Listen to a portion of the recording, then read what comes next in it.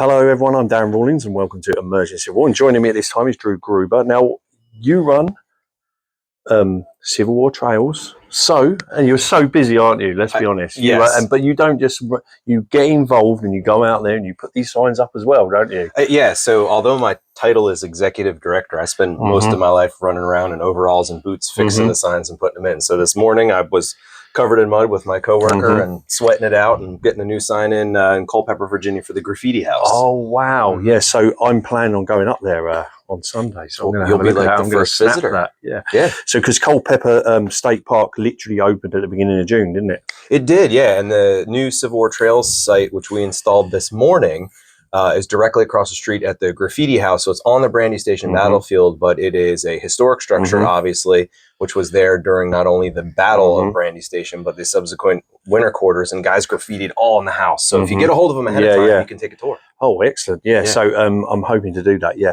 And again, that was a fight to get that state park, wasn't it? Yeah, it sure was. We had the easy part. So we just got to do the signs for everybody. Yep. But the Friends group, so Friends of Cedar Mountain, and then the Brandy Station Foundation, I hope I got that right, as well as the American Battlefield Trust and Visit Culpeper, so the Culpeper County Convention and Visitors Bureau, worked really hard to open the new state park. Yeah, I mean, I'm glad you brought that up because I did actually interview Mike Block for Emerging Civil War, so hopefully you'll be able to see that interview soon. And I do have one coming up with Bud Hall as well, which I haven't recorded yet, but those guys, 40-odd years have been fighting development, and so the fact that you're putting signs in now as well, that makes it even better, don't it? It does, yeah. And I'm very thankful for Bud. He was one of the first people I met when I started this job, and I mean, someone you look he's up very to. influential within that preservation society, isn't he? He is, and he's also a ton of fun to be around. Oh yeah, I mean, I've not met him, but I hope I'll probably meet him Monday. But yeah, so you have a British connection, don't you? Because you have a Morris Minor, and so I do. You do. Come on, tell us about your little car that you got, your little British car. Do you get funny looks when you're driving around? Well, it doesn't drive yet. It's sort of like the Flintstones. It's sitting on the drive, is it? I'm going to do that but you've never got time to do anything. That's it. I don't know. It doesn't have a floor. Oh, right. So it's like the Flintstones. If I want to stop it, I just got to put my feet out. I love it. I love it. Yeah. But is that your sort of favourite car ever? Where does that start? Did you see it on a TV show? Well, so my grandfather was sort of the person who kind of like babysat me when I was young. And my grandpa had two modes of childcare. The first mode was he would light a cigarette and put on the Victory at Sea movies, the old VHS Victory at Sea movies, and he'd fall asleep and I'd watch the movies. His second mode of childcare was to have me work on his Volkswagen Beetle. Okay. So from an early age, I was always tinkering with cars, which was a lot of fun. So when I finally lucked into a house with a garage, I thought to myself, well, I need to get myself a Volkswagen. But what's better than a Volkswagen? A Morris Minor. There you go. Well, that's a scoop. But it's brilliant, mate. But yeah, you do work hard. Now, I've been out on the battlefield all week, and those signs, you have those little pointy signs where you haven't managed to get the bigger signs yet, and that really does help. Yeah. When you're exploring a battlefield, even look out, there's signs down there.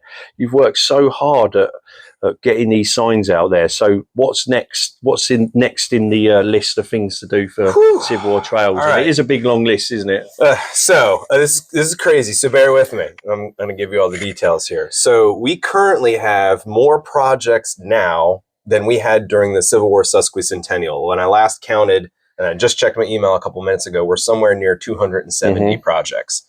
So that means a Civil War Trail sign that's going to tell you why you're standing where you're standing, the little signs, the directional signs that help you know where you're going, and then, of course, the maps and everything to support them. So we got more projects now than we did during the Sesquicentennial. Last year, we shipped more map guides to people than we did the year before. It was something like 30 or 40% more, which is crazy to think about. Yeah. And a lot of the stories are like ones that I never knew existed, which makes me realize why conferences like this are so important, because we're learning new things about the Civil War every day, and it happened 160 years ago. Yeah, exactly, so that's a long way of saying next week I'm going to be in the Shenandoah Valley. The week after that, myself, my coworker, and one of our contractors are going to Tennessee. We're going to do 63 signs in 6 days. Whoa, that's going to be, wow. Yeah. Yeah. It'll be a lot of hydration. It will. Many beers will be had. Many beers. Yeah, but that's the thing, you get dehydrated when you drink beer, don't you? So you have to drink water after. I've been doing it wrong this whole time. Yeah, you are, yeah. And you like tea as well, don't you? I do. I mean, I'm I don't 3 o'clock tea snob. Yeah, yeah, you are. And you like soccer? Football, you mean? Yeah, football. And so what's your favourite team? Come on, upset everyone.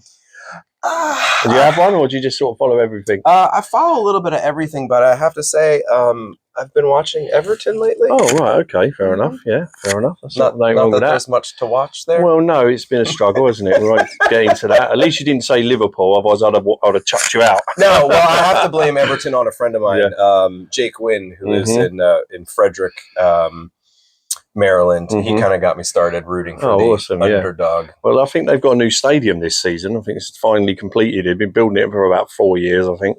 But yeah, that's exciting. But anyway, Drew, thank you so much for giving up your time to come and talk to me for a couple of minutes. Thank you. It's been a pleasure. And thanks to all of you for supporting Civil War Trails. We really could not do it without Where can they find you? civilwartrails.org.